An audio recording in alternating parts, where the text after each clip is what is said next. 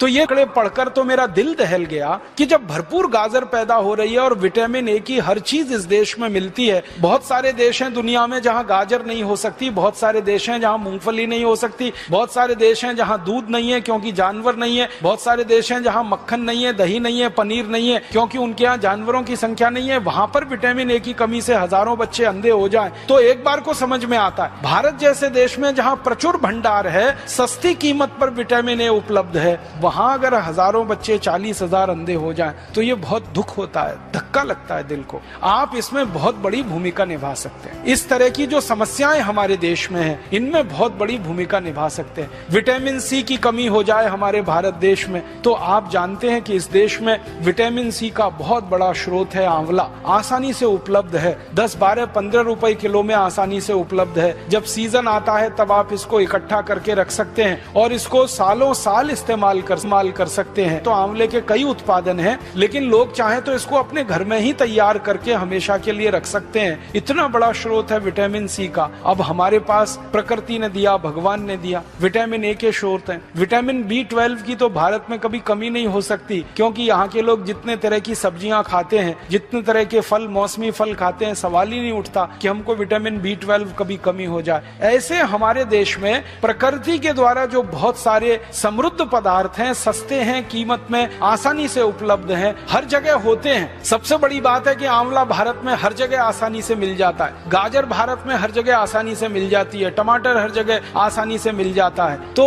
क्यों नहीं हम इनका हमारे मरीजों में, हमारे देश के साधारण नागरिकों में प्रचलन बढ़ाएं और इस प्रचलन को हमारे देश में जितना ज्यादा आप बढ़ा देंगे, हमारे मरीजों की फालतू दवाओं पर निर्भरता उतनी कम हो जाएगी। कैल्शियम की कमी के आपके पास जितने सारे मरीज आते हैं और आप उनको कैल्शियम के बहुत सारे स्रोत बताते हैं और आप भारत में बहुत सारी सस्ती चीजों से कैल्शियम को उपलब्ध करा सकते हैं। सबसे आसानी से कैल्शियम हमारे यहाँ उपलब्ध है चूने के पत्थर के रूप में, और चूने का पत्थर एक 50 पैसे का बाजार से खरीदो, पानी में डाल के उसको रखो तो इतना चूना बन जाता है कि साल, 2 साल, 5 साल, 10 साल हम बहुत आसानी से अपने कैल्शियम की पूरे परिवार की जरूरत कम कर सकते हैं। आप भारत के लोगों को एक छोटी सी बात कहिए, विनम्रता से मैं आपसे कहना चाहता हूँ, कोई लोगों से कहिए कि कैल्शियम की कमी पूरी करनी है तो सेंडोज की गोलियां ले आते हैं। कैल्शियम सेंडोज की सैकड़ों रुपए की गोलियां आती हैं। बेचारा गरीब आदमी तो सोच के ही परेशान हो जाता है, फिर उसका खर्चा बहुत बढ़ जाता है। माताओं को अक्सर गर्भावस्था के समय में कैल्शियम की गोलियां आप सब बताते हैं, तो उनको इतना ही कह दीजिए कि चूना खाओ, और लोगों से कहिए चूना लगाओ मत, किसी को चूना खाओ। चूना लगाने के लिए नहीं है, खाने के लिए। ये चूना लगाने की जो आदत आ गई है हमें, अंग्रेजों से सीख कर हमने चूना लगाना सीख लिया सबको। पहले कोई इस देश में किसी को चूना नहीं लगाता था, अंग्रेजों के आने के बाद हमने चूना लगाना सीख लिया। तो लोगों से कहिए चूना लगाओ मत, चूना खाओ। ये चूना खाने के लिए है। बस इतना ही विनम्रता से कहिएगा कि तंबाकू के साथ मत खाओ। उसको खाना है तो दही में डाल के खाओ, उसको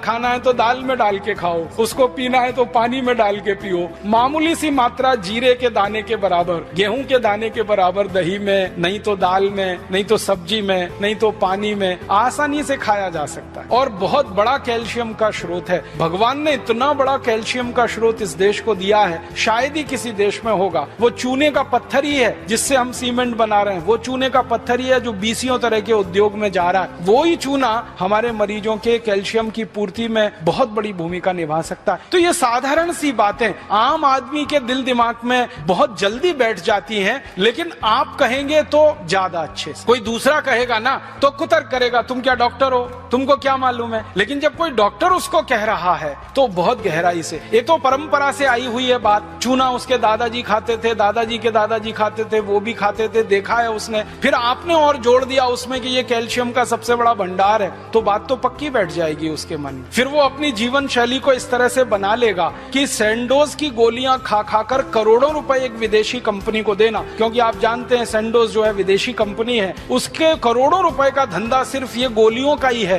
और ये धंधा हम भारतवासियों के अनजाने में, गैर जानकारी में हो रहा है। अगर ये जानकारी बढ़ जाए भारतवासियों की तो बहुत बड़ा काम आप सब मिलकर कर पाएंगे। तो मेरा एक ही विनम्र आपसे कहने का प्रयास है वो ये कि आप थोड़ा एजुकेशन, किसी भी पेशेंट को थोड़ी एजुकेशन दीजिए, थोड़ी शिक्षा दीजिए, सामान्य ज्ञान उसको बताते जाइए ताकि वो गंभीर बीमारियों से बचता रहे, अपने परिवार को भी बचाता रहे, परिवार को भी